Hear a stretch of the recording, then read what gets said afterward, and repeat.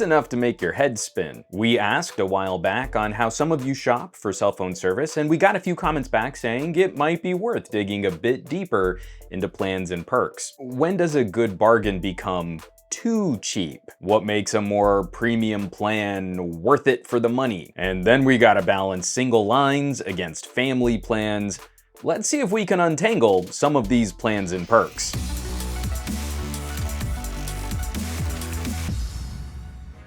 No matter what kind of cell phone service you're on, you'll want to set aside a little data to keep up with all the work here on reviews.org. So hit all of those subscribe options down below and keep an eye out for upcoming live streams, contests, and giveaways. It's good stuff. Okay, I've been talking a lot recently about switching carriers, and the main factor for me and my family was finding the lowest price. My wife and I are in a weird little pocket. We only need 2 lines for our personal phones. So we're right in that window between good deals on single lines and bundling lines and services to save some cash. The draw for many cell phone plans, additional value-added perks that should help simplify someone's monthly bills. Streaming services prioritize data, cloud storage at their best.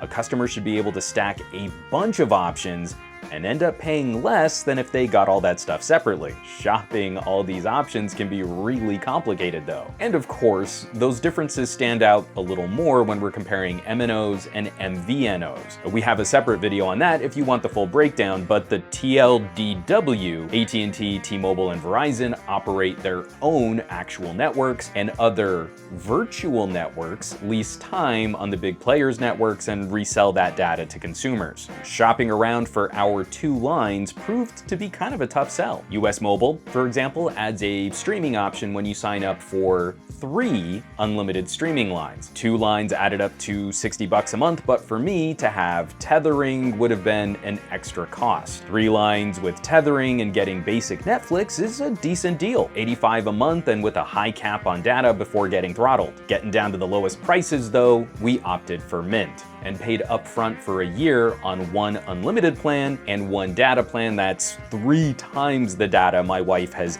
ever used from her phone in 1 month. We had to pay for the full year in one shot, but our bill is the equivalent of $50 a month. And we just pay for our Netflix on our own. But what about the bigger carriers? Can they do a bit better with some additional perks? And the answer to that question is kind of. Verizon is the most expensive carrier to work with directly, but overwhelms with options and add-ons. Taking our 2-line example, Marie and I would be paying $160 a month for 2 unlimited Get More plans. And for that, we'd get unlimited data with support for 4K video streaming, where Mint Mobile throttles your video feeds, 50 gigabytes of high-speed 5G tethering, unlimited data in Canada and Mexico with international texting included, Hulu, Disney Plus, and ESPN Plus included, 600 gigabytes of cloud storage per line, Apple Music included, and 1-year free trials for Apple Arcade, Google Play Plus, and Discovery Plus, plus 50% off any connected accessories like LTE watches or tablets. Okay, that's a lot to dig into. So comparatively, Marie and I pay $99 a year for Microsoft 365 with 5 accounts, and each of those accounts gets a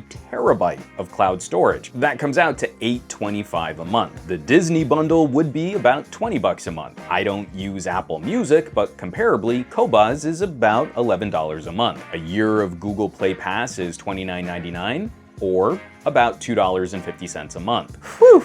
So with our Mint plans and all of our services a la carte and the services we really use, we're at $93 a month for 2 lines. Plus we end up with a lot more cloud storage and the full Microsoft Office suite.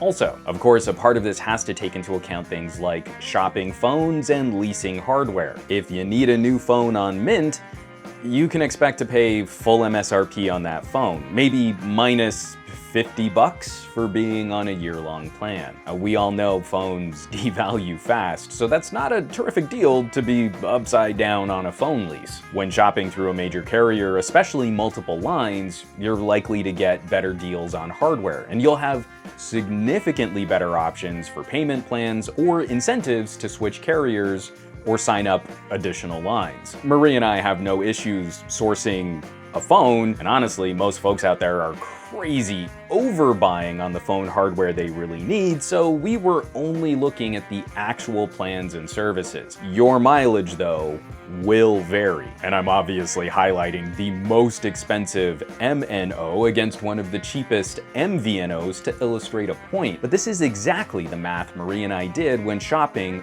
all of this stuff. And it's why it took us a couple weeks before we could pull the trigger on a new carrier. And all of these numbers at almost every carrier get better as you bundle more lines. 3 lines at T-Mobile for their most expensive Magenta Max plan start to look like a solid option for including Netflix HD and good support for international travel at around $150 a month before taxes and fees. And again, when you're already in the system with a major carrier, it's easier to pay for a new phone, subsidizing the cost up front, and making monthly payments. Or checking out AT&T, where in some regions, your bundle can also include home internet and TV service, drilling all the way down to where one bill covers a huge collection of services. Where I also got to shout out the work by Catherine McNally on the Reviews.org team.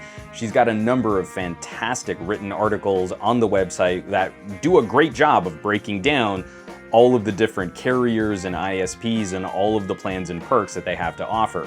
What's a bit trickier to quantify, though, is the priority of service. It's a mentioned perk for every MNO, that you're doing business directly with the company that operates the network. In some regions, that's probably critical when congestion issues arrive. In other areas, MVNOs might only be deprioritized under infrequent circumstances. I don't know that I can put a direct dollar amount on that, and I genuinely can't tell in the greater Los Angeles area when I've been pushed aside for another subscriber. Legit, when I've had poor service on T-Mobile's network, T-Mobile subscribers around me have also had poor service too. So it's not a foregone conclusion that bundling is really going to save you money, especially if you end up with services you're not likely to use. A perk isn't really a perk if you're not gonna use it, but bundling can make some of this shopping easier. Depending on your needs though, taking some of the time to untangle these different plans,